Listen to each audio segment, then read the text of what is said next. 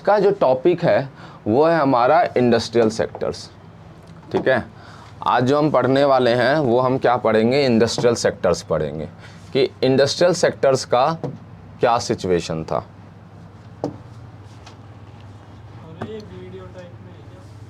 एक सेकेंड,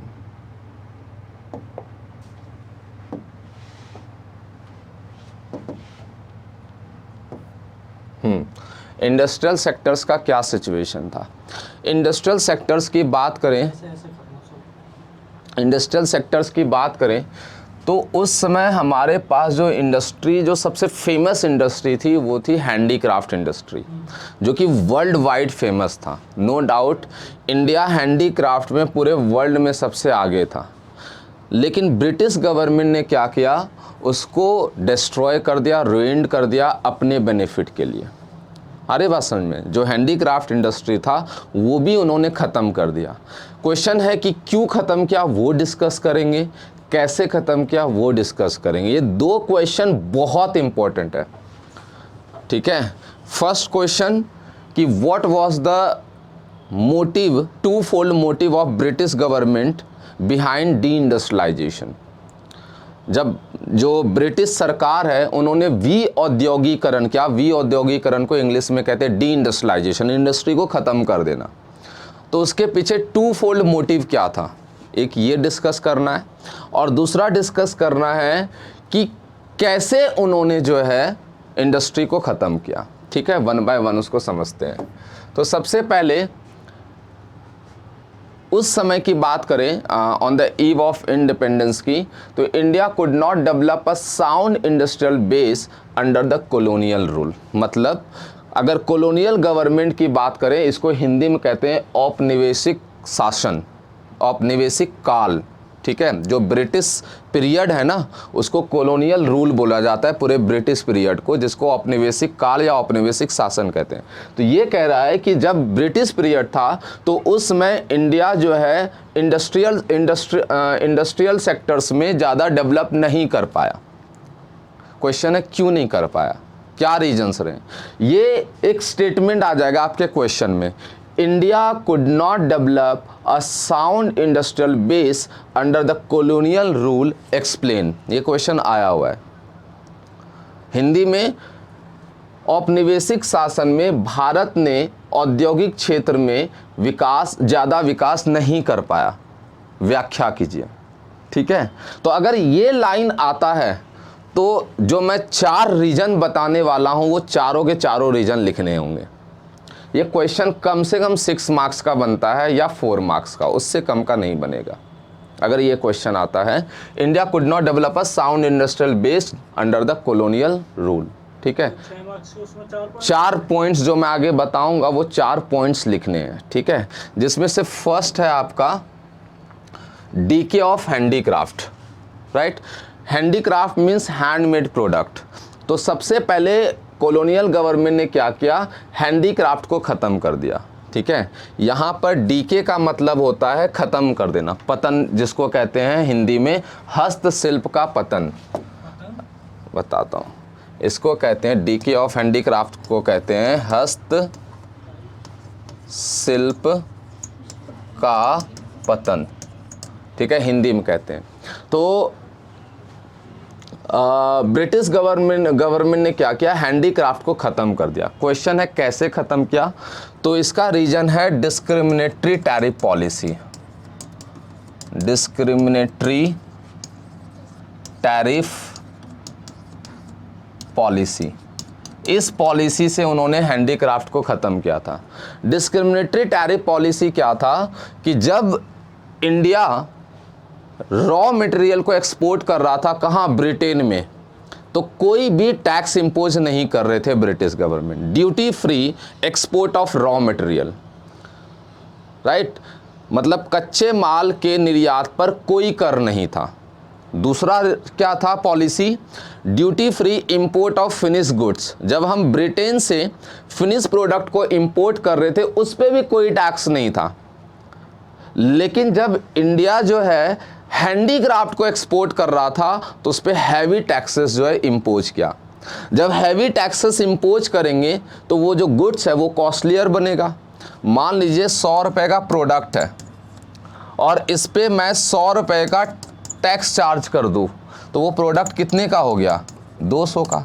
अभी current scenario की बात करूँ तो 18% जीएसटी पे करना हमारे लिए कितना भारी होता है।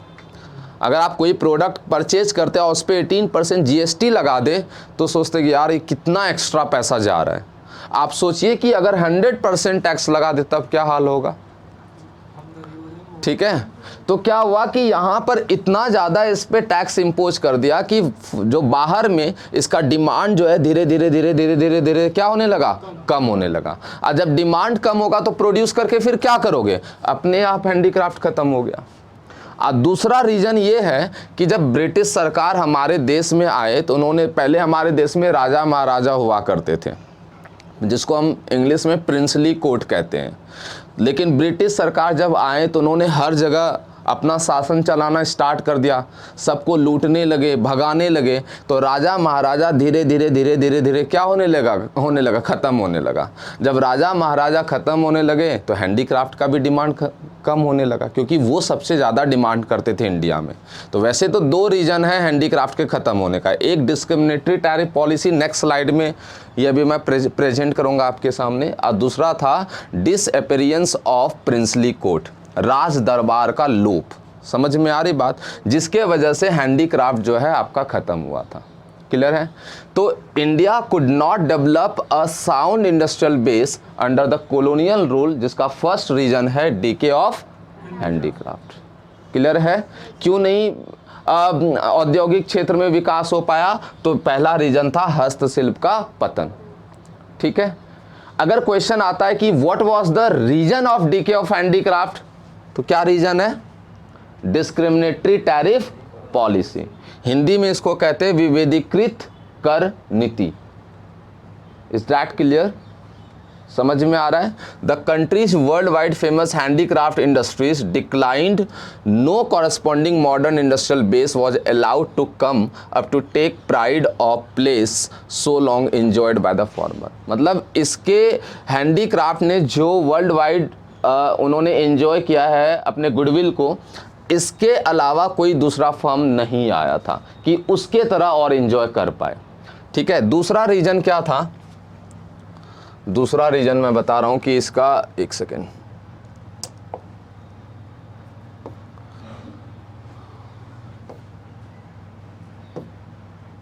हाँ एक चीज और, एक सेकेंड। अब आपसे पूछा जाता है कि what was the motive of behind deindustrialisation या डीके ऑफ हैंडीक्राफ्ट, या डीके ऑफ हैंडीक्राफ्ट।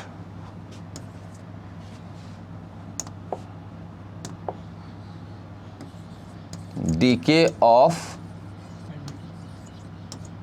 हैंडीक्राफ्ट, यहां से अलग क्वेश्चन बन गया। क्या क्वेश्चन बन गया कि what was the motive of British government behind deindustrialisation और डीके ऑफ हैंडीक्राफ्ट। मोटिव क्या था? क्यों ब्रिटिश गवर्नमेंट ने, एक बात बताइए, उसका शासन था ना, तो हैंडीक्राफ्ट अगर वो एक्सपोर्ट कर रहे थे तो उसका भी फायदा तो ब्रिटिश गवर्नमेंट को ही मिलता। जैसे उन्होंने एग्रीकल्चर पे सारा पैसा वो ले रहे थे तो इसमें भी ले सकते थे, वो ले सकते थे या नहीं ले सकते थे। लेकिन क्यों ख़त्म किया उसको? इसलिए ख़त्म किया कि एक्चुअली हैंडीक्राफ्ट जो है ना वो लेबर इंटेंसिव टेक्निक से यूज होता है, एलआईटी होता है, इसमें लेबर ज़्यादा काम करते हैं।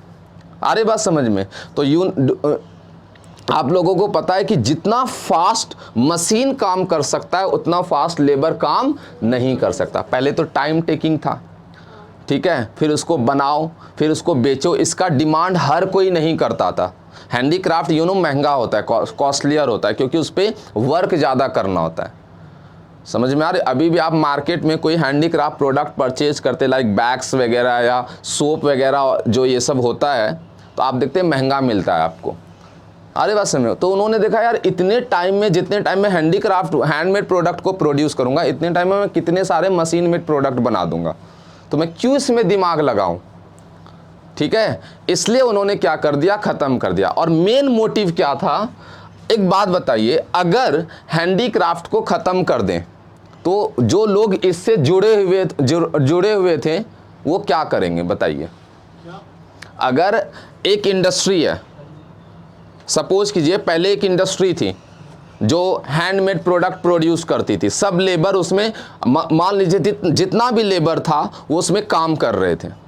मैंने बताया था अराउंड 85% तो आपका क्या था, एग्रीकल्चर सेक्टर्स था, रेस्ट ऑफ आपका मान लीजिए इंडस्ट्रियल है, ठीक है, उसमें सर्विस भी है। मैं कह रहा हूँ जितने भी लेबर इंगेज थे इंडस्ट्रियल सेक्टर्स में, अब ये तो खत्म कर दिया ब्रिटिश गवर्नमेंट ने, तो वो करेंगे क्या, अब बेरोजगार हो जाएंगे।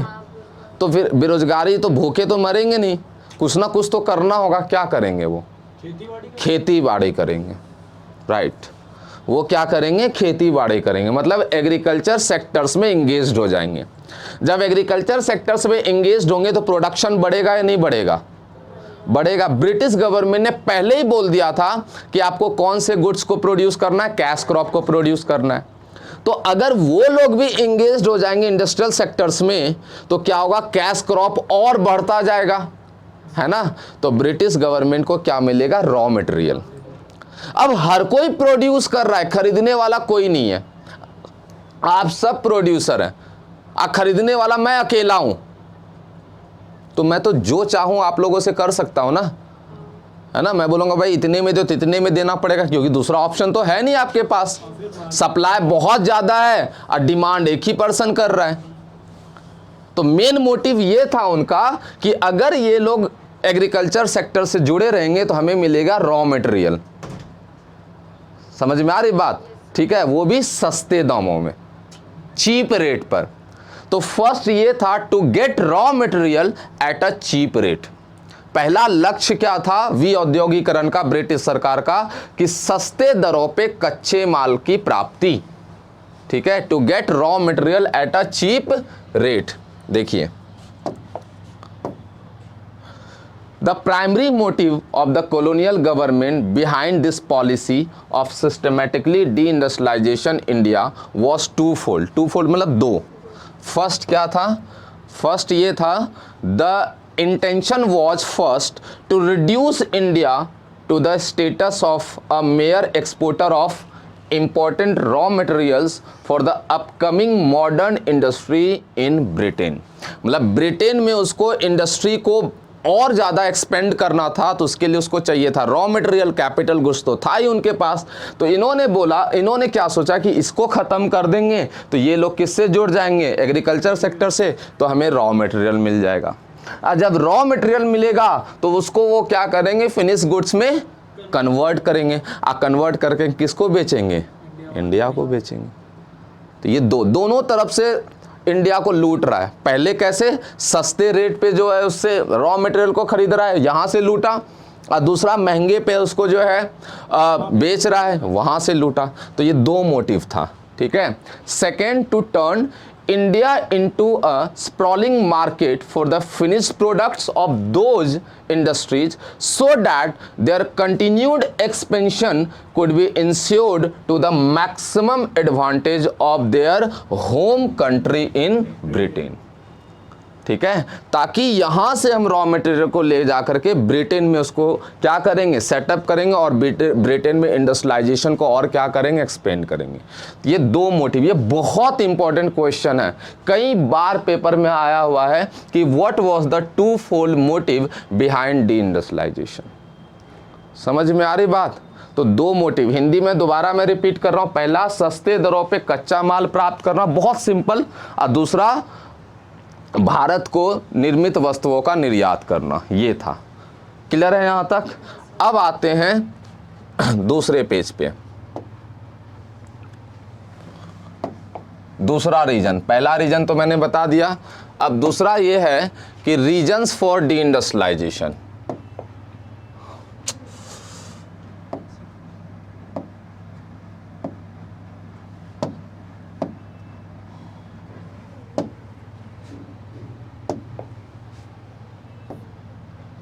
रीजन्स फॉर डी इंडस्ट्रियलाइजेशन मतलब ब्रिटिश गवर्नमेंट ने जो डी इंडस्ट्रियलाइजेशन किया उसका रीजन क्या है? वही जो मैंने अभी बताया, सेम 3 रीजन थे इसके, ठीक है।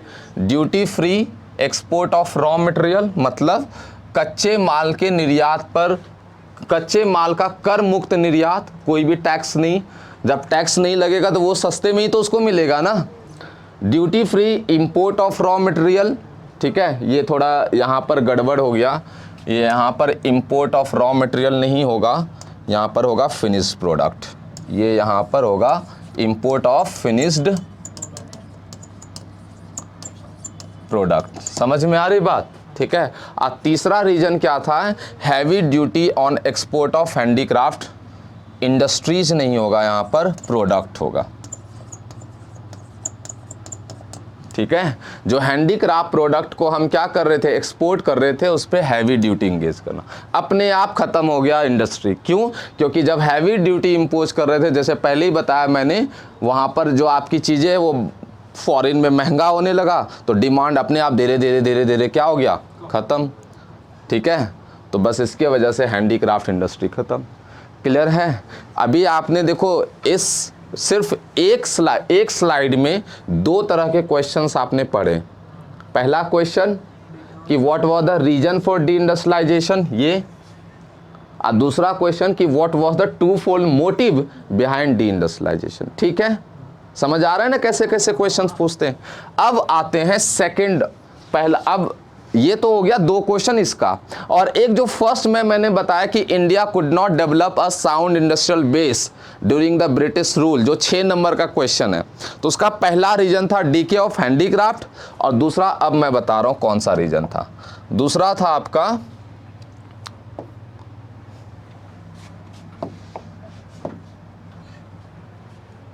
Loop sided industrial structure. Loop sided का मतलब होता है एक तरह से एक तरफा, ठीक है। इसमें देखिए, during the second half of the 19th century modern industry begin to take root in India but its progress remain very slow. ऐसा नहीं है कि इंडिया में जो है इंडस्ट्री सेटअप नहीं हो रहा था, ठीक है। जूट की इंडस्ट्री आ रही थी, सीमेंट की इंडस्ट्री आई थी, टिस्को का नाम सुना है, टिस्को,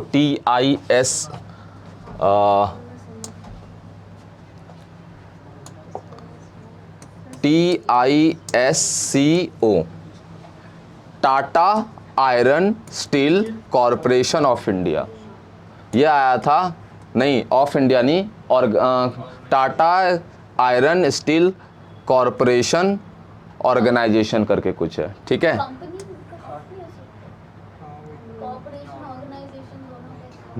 टाटा आयरन स्टील, हाँ right, Tata iron steel company करके है, ये आया था 1907 में, ठीक है। ये MCQ में ये क्वेश्चन आता है। अरे बात कि टिस्को कब स्टैब्लिश हुआ था, 4 आपके क्वेश्चंस MCQs होंगे, जिसका है 1907। इवन इस चैप्टर में फर्स्ट में आपका कुछ इवेंट दे दिया जाएगा और बोलेगा arrange in a chronological order. इसका टेस्ट हुआ इस चैप्टर का आप लोगों का? नहीं हुआ है।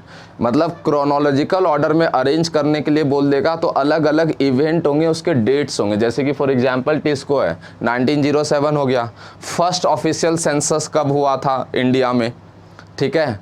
या आप कह सकते हैं कि जो रूट बना था इंडिया से ब्रिटेन, वो कब बना था, सुएज कैनाल कब इंट्रोड्यूस हुआ था। इस तरह के 2-3 तरह के क्वेश्चंस होंगे, आपके पास ऑप्शन होगा और कहेगा अरेंज करो। तो इसलिए इसको भी लर्न करना बहुत ज़रूरी है। Start clear? देखो अब बात करते हैं। हाँ, तो मैं ये कह रहा था कि लूप साइडेड का मतलब होता है एक तरफा या बैलेंस ना होना, उसको कहते हैं लूप साइडेड। तो ऐसा नहीं कि इंडस्ट्री जो है आ नहीं रहा था इंडिया में, आ रहा था नो डाउट, लेकिन उसका जो ग्रोथ था ना बहुत स्लो था, बहुत स्लो, ठीक है। जैसे कि देखिए, initially this development was confined to the setting up of cotton and jute textile mills, पहले ये आया, ठीक है। The cotton textile mills mainly dominated by Indians were located in the western parts of the country, namely Maharashtra and Gujarat, वहाँ पर setup हुआ था। While the jute mills dominated by the foreigners were mainly concentrated in Bengal। Clear है? उसके बाद subsequently the iron and steel industries began coming up in the beginning of the 20th century, the Tata Iron and Steel Company TISCO was incorporated in 1907. ठीक है, तो loop sided industrial structure का मतलब होता है कि एक तरह से अनबैलेंस्ड होना। आ तो रही है इंडस्ट्री, लेकिन जो ग्रोथ रेट है वो बहुत ज़्यादा स्लो है, जिसका कोई ज़्यादा असर नहीं पड़ रहा। समझ में आ रही बात? ज़्यादा कोई इम्पैक्ट नहीं कर रहा है, आपके इकोनॉमी को बूस्ट नहीं कर रहा है। क्लियर है? उसके बाद थर्ड जो रीजन है, एक और है line, a few other industries in the fields of sugar, जैसे मैंने बताया बाद में शुगर आया था, cement, paper etcetera came up after the second world war. Clear है? उसके बाद थर्ड पे आते हैं, पुअर कैपिटल गुड्स इंडस्ट्रीज। हमारे इंडिया में कैपिटल गुड्स इंडस्ट्रीज था ही नहीं। किसको कहते हैं capital goods? Capital goods refer to those goods which are used in the production of another goods, plant, machinery, ये सब आपका क्या है? कैपिटल गुड्स है। तो इंडिया के पास जब कैपिटल गुड्स था ही नहीं, तो आप कैसे इसको फिनिश गुड्स में कन्वर्ट करोगे?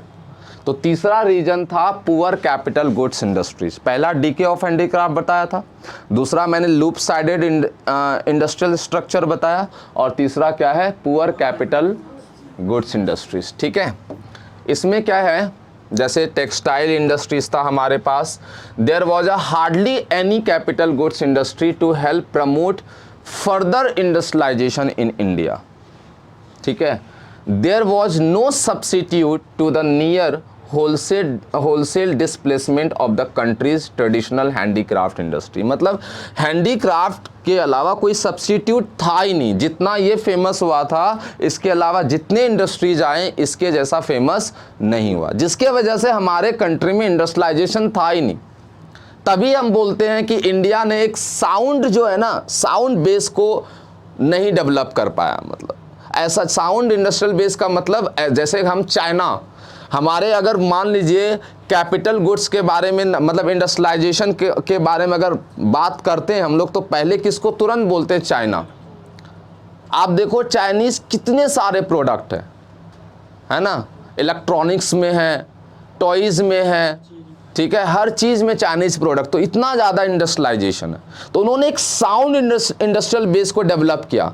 समझ रहे हो? लेकिन इंडिया उस समय नहीं कर पाया। तो क्या रीजन था? Poor capital goods industries. समझ में आ रहा है? उसके बाद जो लास्ट था, limited contribution to of public sector. इसको आप ऐसे भी बोल सकते हो, limited role of public sector. Contribution को आप रोल वर्ड भी यूज कर सकते हैं। Limited role of public sector, public sectors का भी रोल जो है लिमिटेड था। पब्लिक सेक्टर समझते हैं, जो गवर्नमेंट का एंटरप्राइजेज होता है उसको पब्लिक सेक्टर्स कहते हैं।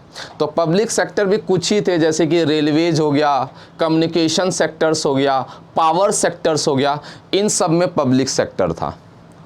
ठीक है, और कोई था नहीं जो इंडस्ट्रियलाइजेशन को डेवलप कर पाए। तो another significant drawback of the new industrial sector was the very limited area of operation of the public sector. This sector remain confined only to the railways, power generation, communication, ports and some other departmental undertakings. ठीक है, जिसमें मैंने power के या आपके कुछ, जैसे आपका रेलवे हो गया या आपका जो है पोर्ट्स हो गया, ये सब कुछ पब्लिक सेक्टर्स थे। राइट, तो ये 4 रीजन हैं जिसके वजह से इंडिया जो है साउंड इंडस्ट्रियल बेस को डेवलप नहीं कर पाया। तो यहाँ से आपके पास 3 तरह के क्वेश्चंस पेपर में आते हैं। ठीक है, पहला जो मैंने बता दिया, India could not develop a sound industrial base, जिसके 4 रीजन मैंने एक्सप्लेन कर दिया। या फर्स्ट वाले से ही 2 क्वेश्चन पूछ लेता है। ठीक है, कि what was the twofold motive and what was the reason. Clear है? तो ये ओवरऑल इंडस्ट्रियल सेक्टर्स है। तो ओवरऑल क्या समझ में आ रहा है कि इंडस्ट्रियल सेक्टर्स था कुछ उस समय? नहीं था। एक हैंडीक्राफ्ट इंडस्ट्री, वो भी क्या कर दिया? ख़त्म कर दिया। उसके बाद इंडस्ट्रियल सेक्टर्स जो है डेवलप कर ही नहीं पाए। क्लियर है यहाँ तक? पक्का? ये मैं पीपीटी शेयर कर दूंगा, वहीं से आप देख लेना, ठीक है? क्लियर है? अभी हमारे पास टाइम है, फॉरेन सेक्टर भी डिस्कस कर लेते हैं। यहाँ तक कोई डाउट? कल करेंगे फॉरेन सेक्टर। अभी 15 मिनट है, थक गए? पढ़ लो यार, सही का, अभी सिलेबस फिर दिक्कत हो जाएगा, पता है? ठीक है, अब हम बात करते हैं फॉरेन सेक्टर्स के बारे में। फॉरेन सेक्टर्स इजी है, साफ साफ समझ में आता है। एक सेकेंड में देखिए, फॉरेन सेक्टर्स की बात करें तो अभी आपने जो इंडस्ट्रियल सेक्टर्स है उसमें क्या पढ़ा आपने कि मोटिव क्या था? मोटिव ये था कि रॉ मटेरियल को रिसीव करना इंडिया से चीप रेट पे, जो कि हुआ, ठीक है? और दूसरा मोटिव था कि फिनिश गुड्स को बेचना, वो भी हो गया। तो इसका मतलब क्या हुआ? इंडिया क्या बन गया? एक्सपोर्टर बन गया। फॉरेन ट्रेड किसको कहते हैं? जब आप किसी कंट्री से एक्सपोर्ट इंपोर्ट कर रहे हो, तो उसके बारे में आपको बताना है। स्टेट ऑफ फॉरेन ट्रेड, विदेशी व्यापार की क्या स्थिति थी, ये बताना है आपको। समझ में आ रही बात? स्वतंत्रता प्राप्ति के पूर्व विदेशी व्यापार की क्या स्थिति थी? What was the state of foreign sectors on the eve of independence?